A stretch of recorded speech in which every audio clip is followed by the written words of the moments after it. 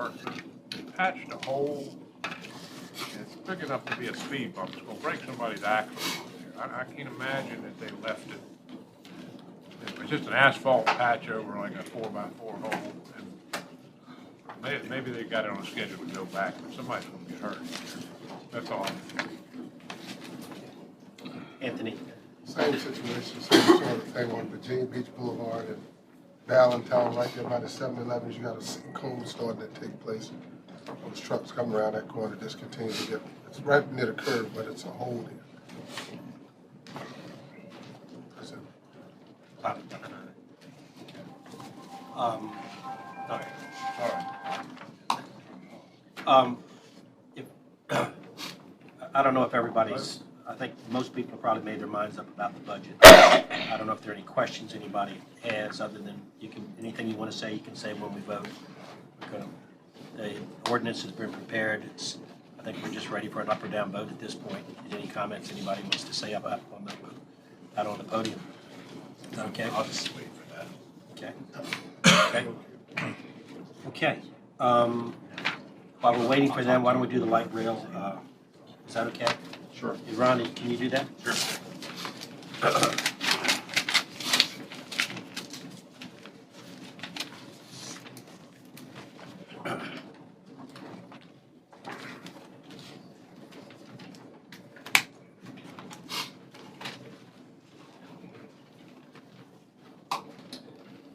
Mayor's member council, purpose of this briefing this evening is to make you aware of the beginnings of the Naval Station Norfolk Transit Extension Study.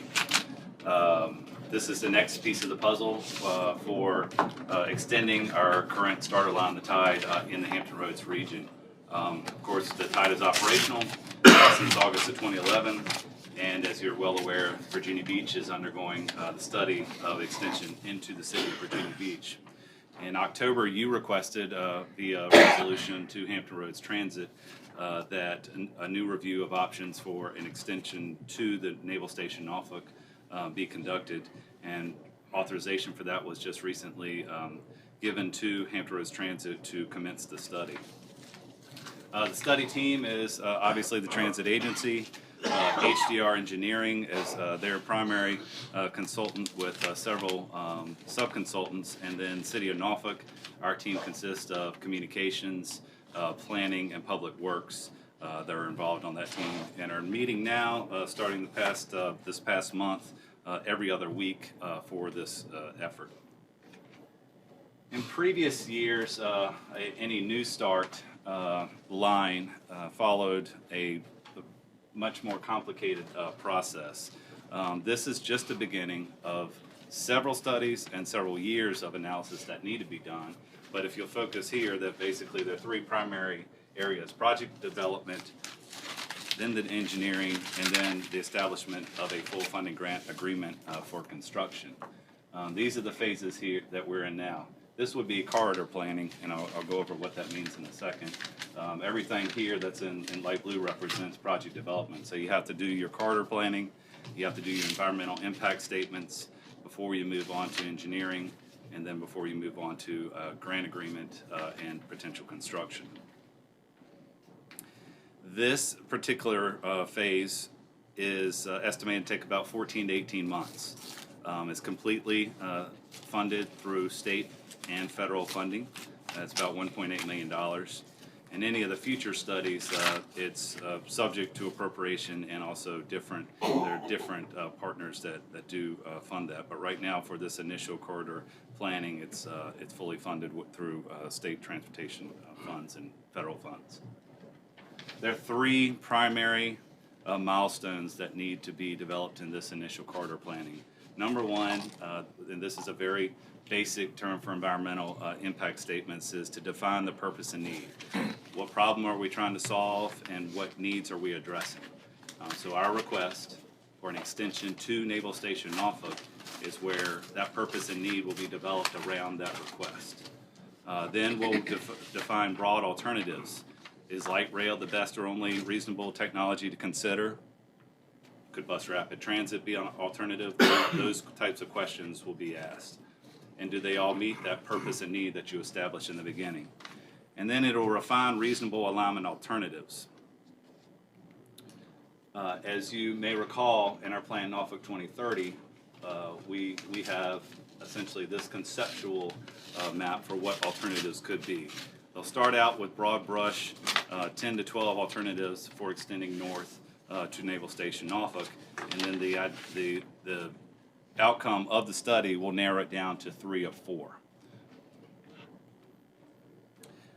The public outreach for this is the most significant portion for establishment of what 3 to 4 corridors are a potential. There's a meaningful public review, and different types of media and opportunities will be provided for the public. The initial public comment sessions are tentatively planned for these dates you see here.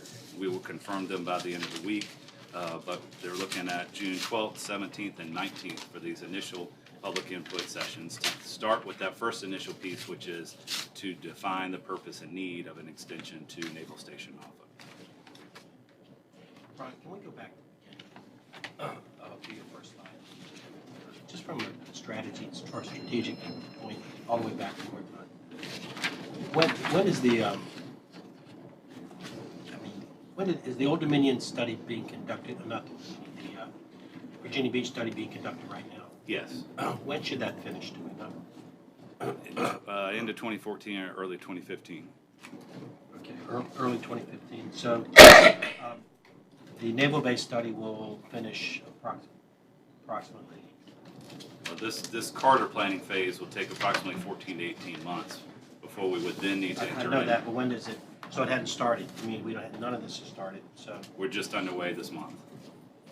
So what I don't want to get into, or what we ought to think about is the naval base numbers are going to look pretty good.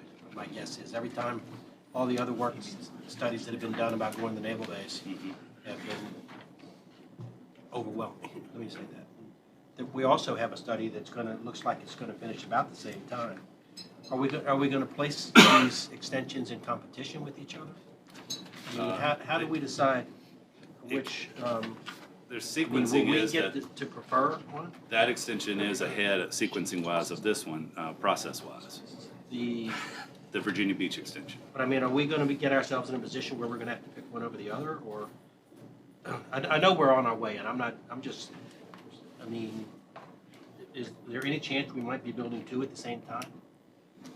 I mean, if we actually got the right funding, or is the beach piece just further ahead of this thing? Out to the naval base has a number of hurdles. It does. And it's a lot more expensive. I'm trying to figure out what we think ahead. So we clearly want to get it to the beach, and we surely want to get it to the place. We don't want to find ourselves in a position of picking one over the other. We'd like to have them both. How do we manage that so we get them both? It's just what we ought to be thinking about. Is it, I see the base portion as really the opportunity to go to an authority, meaning we become everyone else's driveway, frankly. Because the people that are going to be riding that are not Norfolk residents. They're beach residents, they're Chesapeake residents. Are we at a point now where we go to Chesapeake and we bring light rail to them and discuss it with them as to understanding we're within Norfolk, but in reality it's to make their lives easier. If anything, we lose residents to go out there because they want to ride light rail in Norfolk. Right, it reduces traffic for them, not for us per se. So I just think we're surfacing a lot of good issues here. right. So I mean, is it time that we get it really becomes a regional light rail authority that we look at some point, if that's feasible, if that's true, because I think that puts all the stakeholders at the table, not just us. But the HRT is the regional authority, and they're actually running the darn thing. But Is this being run through HRT or is this us? so this is It's being run. We're a partner. At our request, HRT Okay. is doing it All with right. federal But and it's state all funding. happening within our. I mean, this piece is all within our city. So I mean, we're in the same position we were the last time. When it was all constructed in the city of Norfolk by an agency that wasn't paying attention, so. But the other question is, I get a lot of questions about, well, when are you gonna get up to Old Dominion? And how do we get that to the table? And in somebody's, lifetime, I know we got our plate full, but, Marcus, maybe we ought to set aside a few hours at a special meeting to talk about some of this stuff, because we don't want to step on ourselves. Where else is if we go to a public-private partnership, the way the beach has, Chouquette's thrown that out there. Is that possible that we begin, when do we get into that alignment here? Because I'd rather it go private than public. Well, if you're going to have any federal funding, you have to go through this process. Okay. So while a PPTA proposal might be on the table, Right. you won't receive any federal funding unless you've gone through this process. So this the is beach has not completed their process, and a preferred alternative hasn't been selected. Right. So therefore, a PPTA can't receive any federal funding. So realistically, a PPTA process has to be put to the side until you arrive at a preferred alternative that's at the end of all those studies. Okay. So it's still always there under this scenario. Oh, you probably wanted to go Right. down Church Yeah, Street. I had a couple of questions. My After first you question- get the corridor selection. Okay. And Ron is just at the beginning of this, and the PPTA private entity can't get the federal funding, but they're gonna have an agreement with an entity that is likely to be eligible to, whether it's HRT or the city of Virginia Beach. And so that is at the very beginning. I'm sorry about the interruption, but. That's okay. My question is, there is a lot of, I guess, utility work going on Granby Street. Gas. What is that? Gas. It's gas. That's gas. And At Ward's Corner area? Yeah. Okay, that's gas. Because, Matt Frames spoke of the expense.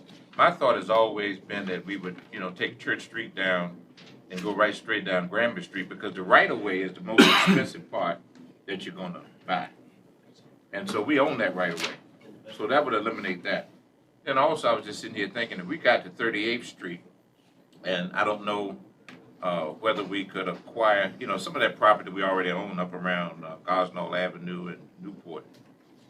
Gosnell in particular, some funny shaped lots we already own. But if we could, underground all of those utilities on 38th Street and go right straight down 38th Street and back around Powhatan Avenue, that's all right away that we own. We'd probably have to do some, I know we own the Granby Street right away, so if we just got to a point that we got to City Park, and I don't know whether it'd be prudent just to ferry buses over to ODU. When you get up to Forest Lawn Cemetery, I mentioned in the past, you can ferry buses into all portions of the naval base. And the reason I think Granby Street is the best route to consider is we own the right-of-way. We start at Church Street, we keep right straight down, and it's a huge, you'd have to do something structural at the Granby Street Bridge. But, yeah, but anyway, that's my thought. But Granby Street's 3 lanes in that area that Paul's talking about. Mhm. Once you get north of the bridge, it's 3 lanes basically all the way down. So you can take 1 lane on each side, north-south, go to the light rail, and you still have 2 lanes of Right, traffic. right. Yeah, you But still anyway, it just begs, there are a lot of questions here. yes. And we probably could spend a few hours, or maybe your team could surface some questions and answers and come back to us and let us know, but how we're gonna get it through the city, and we know that's a long-term proposition. The Naval Base, Virginia Beach are, gonna be out there. We don't wanna, find ourselves in a position where we're having to choose here. Or somebody's gonna ask us, what do we wanna do first, if we can help it. Or maybe we want to be in that position, I don't know. But, there's just a lot to talk about. Yeah. We got 2 studies going on. And there are a couple other places we'd like to go to, so. So the key takeaway for this council is that the process is just beginning, and that we really want public input, involvement. And the team is working on many ways to get that input. Okay. Okay, you want to do the agenda items then? Sure. Frank?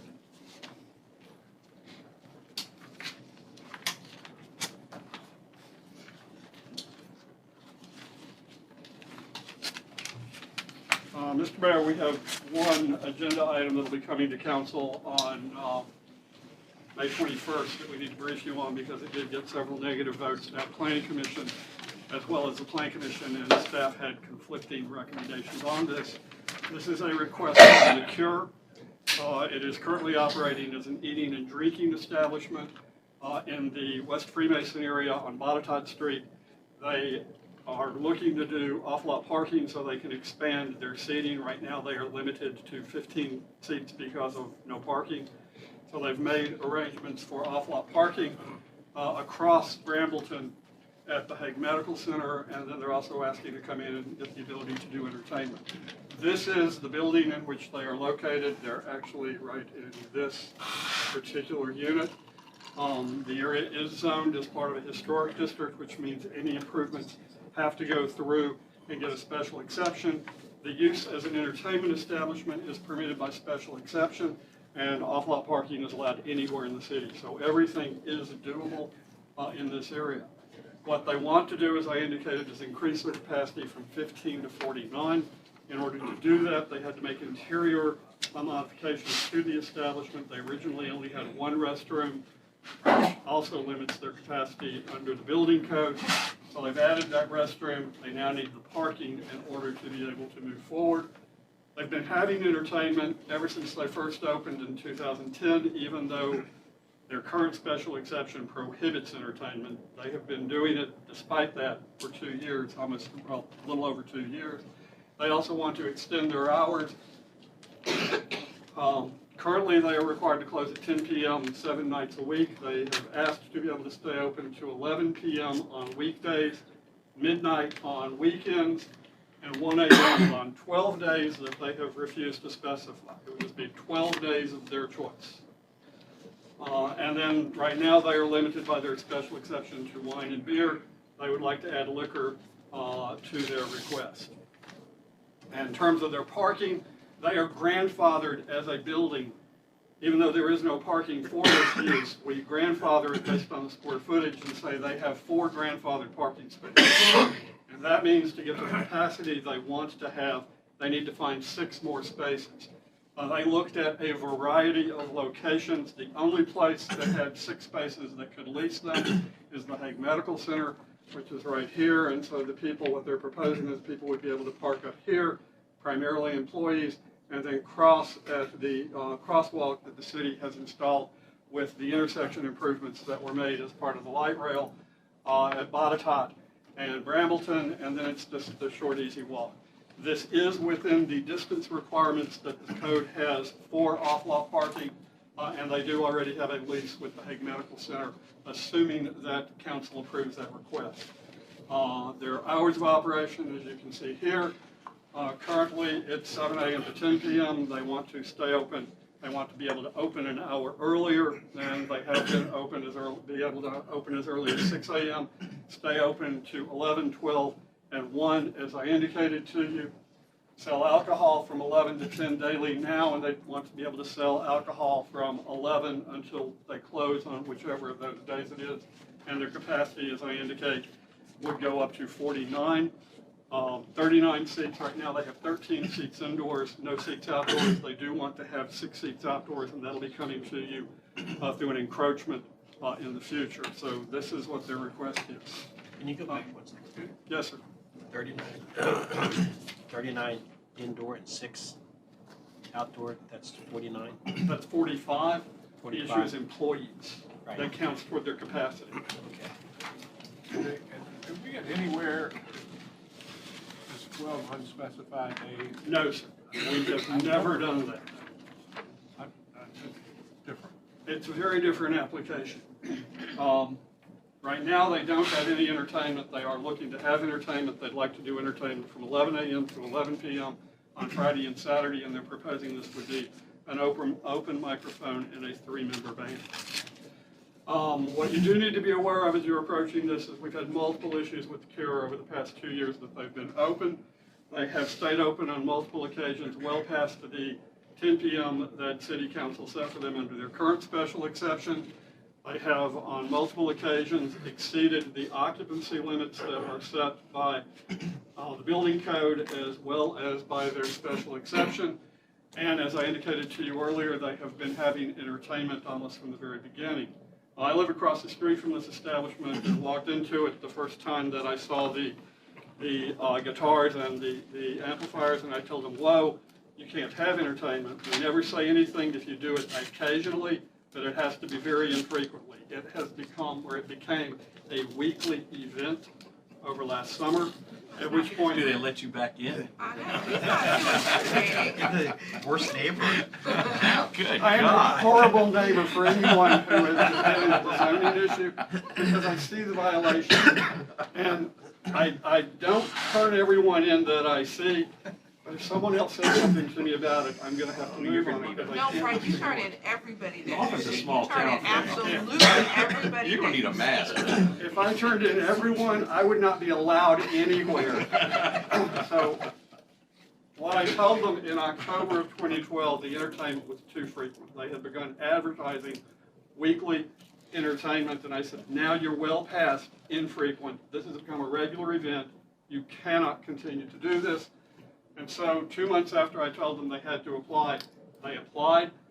But the violations continued all the way through January of 2013 when they were closed by ABC for serving alcohol to a minor. So they were closed for that period. And while they were closed, they began doing interior work into the establishment on that bathroom that they added with no permits. So we've had a history of issues with this establishment. At the public hearing before the Planning Commission, the applicant was there as a proponent. In opposition, we had 2 citizens. The Freemason Street Area Association has opposed this request, and you have 2 letters of opposition from citizens because of the issues that have been raised by this establishment. Now, what staff has recommended was approval of the off-lot parking, because that to us was a non-issue. It is consistent with the ordinance requirements, and the Freemason Street Area Association also recommended approval of the off-lot parking to give them the additional capacity.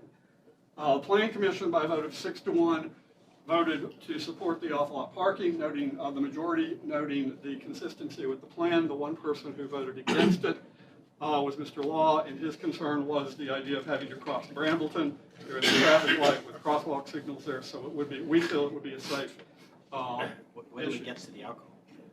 Well, on the entertainment establishment, staff has recommended denial based on the applicant's failure to comply with their current special exception. What we've indicated we would do was support a modified special exception for eating and drinking, giving them some additional hours, but not the entertainment. The Freemason Street Area Association recommended that. The Freemason Street Area Association also recommended that their hours not go past 11 p.m. any night of the week, because those are the latest hours any establishment in Freemason has. Nothing in Freemason stays open till midnight or 1. The Planning Commission, by a vote of 5-2, voted to approve the request of the applicant with the hours restricted to 6 a.m. to 11 p.m., not proposing to give them the later hours they had asked for. And the Planning Commission also said because of the past problems with this establishment, it should have a 12-month trial period. And at the end of that 12 months, if they haven't straightened up, they shouldn't be able to get another special exception. The majority on this vote said they felt the applicant deserved another chance. These are 2 young guys, and we should give them the opportunity to learn from their problems in the past and come into compliance. The minority noted the neighborhood opposition, giving them the ability to do entertainment. And that really was the issue of Freemason, is what the Freemason Street Area Association was no entertainment because of potential noise issues. And the minority also noted the applicant's failure to comply with the requirements of the current special exception. And it was Mr. Law and Mr. Fraley were the 2 who voted against this. So what staff would recommend is exactly what the Freemason Street Area Association has asked us to recommend to you, and that is give them a new eating and drinking special exception. Do not give them any entertainment. Give them the hours for alcohol from 11 to 11, the hours of operation from 6 a.m. to 11, and not provide outdoor seating. And that is exactly what the Freemason Street Area Association requested. which is why we, as a staff, felt this was appropriate based on the issues we've had with this establishment in the past and neighborhood support. So Frank, Yes, ma'am. where, it sounds like the question is, give them permission to do what they've already been doing without permission, or not give them permission really to do anything other than stay open one additional hour. Is that right? Well, yes, what they are asking for is the opportunity for entertainment. But what recourse do we have if we don't give them entertainment and we don't give them the outdoor seating but we do give them till 11 p.m.? What recourse do we have if they continue to basically break the law? We always have the recourse of revoking a special exception, and I am always loath to do that, which is why I try to work with people and avoid getting in the situation we are here. My recommendation to Planning Commission was exactly what Freemason recommended, and that is give them 18 months with this, and if they then come into compliance, they could come back and ask for entertainment at a later date. What's the problem with the outdoor seating? Outdoor seating, the challenge you've got is, Too noisy for Frank. no, it's not a noise issue. It's That's what I thought it was. this is a very narrow sidewalk. So there's a guy across the street who's complaining. It's too narrow for it. Is that? The challenge is, the other places that have outdoor seating have it against the building. They can't put it against the building. The outdoor seating will have to go right next to the curb because you've got a tree and a traffic, or a light, street light. I mean, this is where they are. You have this tree and the street light. If you put it against the building, you will not meet ADA requirements. It has to go next to the curb. What's against the building right there in the picture? These are outdoor seating. You don't run into that conflict here Why? because the tree is further away from it, and that's simply a sign, not a street light, which has a much bigger base and it's set for slightly further back. That's the grocery. This is the little convenience store, Shady Grove Market. He's right, I jog through there, if you try to do outdoors seating, it's no room. It would be very congested. I have a concern because every day I look out there and I see people with their kids on bicycles riding down this sidewalk, so it's a challenge. This is a good thing. I mean, the cure, the fact that they've got activity going in there, and then. That's Is there any way to mentor these guys? I mean, because it looks like they really want to, I mean, okay. Chuck Rigney and I have tried I would to hate work to with put them them. in such a straitjacket that they close down. I'd like to keep them, I mean, it's brought some life to that section. I mean, that whole thing seems to feed on each other. I absolutely agree with you. I know Chuck Rigney and I both tried to work with them. Their answer to everything you tell them is, we're young and we don't know. But The they're specialists. renovations that are being done there? They're complete now. They are back open again with They are. 13 seats. They asked me, could they open with expanded capacity? I said, it is entirely your choice. You now could open with some additional capacity. You could get up to about 18 with, based on your parking, what we would grandfather for parking, but you can't serve alcohol because you're limited by the current special exception you've got, or you can continue to serve with the capacity that you were granted by city council, and that's what they're doing at present. Right, so with no outdoor seating, then the capacity is 43 if you take away the 6 outdoor Yes. seats. Okay, does that have an impact on their parking? No, because we do not count outdoor seating for parking. That was a policy city council made probably 10 years ago, so we don't count outdoor seating areas toward your parking. So we vote on this next week? Yes. Yeah.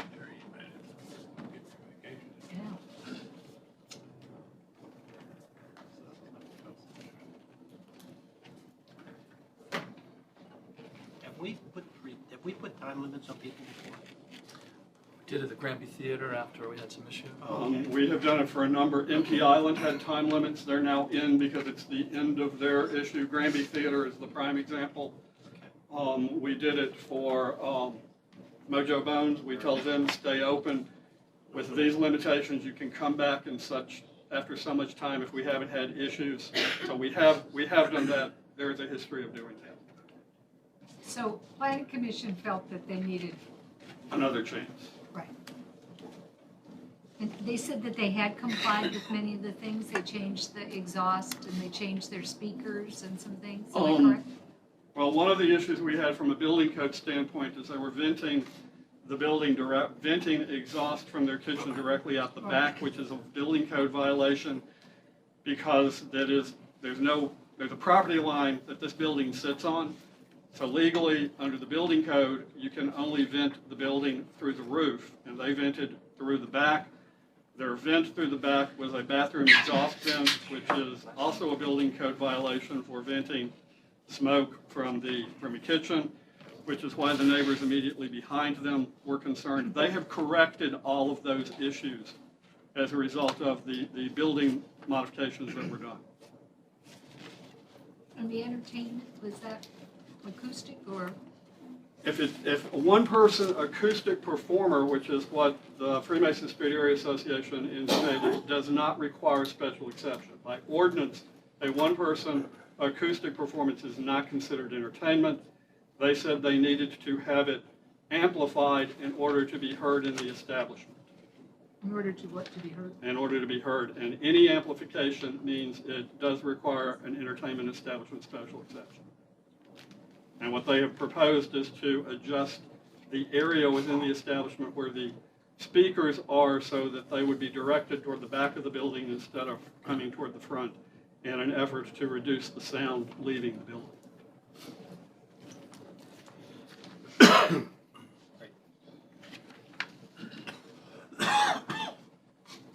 Mayor and council, now there are several real estate items for closed session.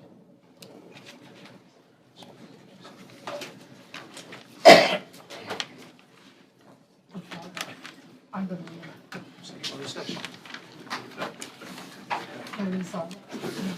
Move the members of council assemble in closed meeting on May 14, 2013 at 5:57 p.m. in the 10th floor conference room for the purpose set out in Clause 3 of the Virginia Freedom of Information Act. That is discussion of the acquisition of real property for public purpose in the Ocean View area of the city and the disposition of publicly held real property in the downtown and midtown industrial district along the area of Church Street. Mr. Burford? Aye. Mr. Prozieri? Aye. Mr. Riddick? Aye. Mr. Smigiel? Aye. Dr. Whibley? Yes. Ms. Williams? Aye. Mr. Wynn? Aye. Mr. Frame? Aye.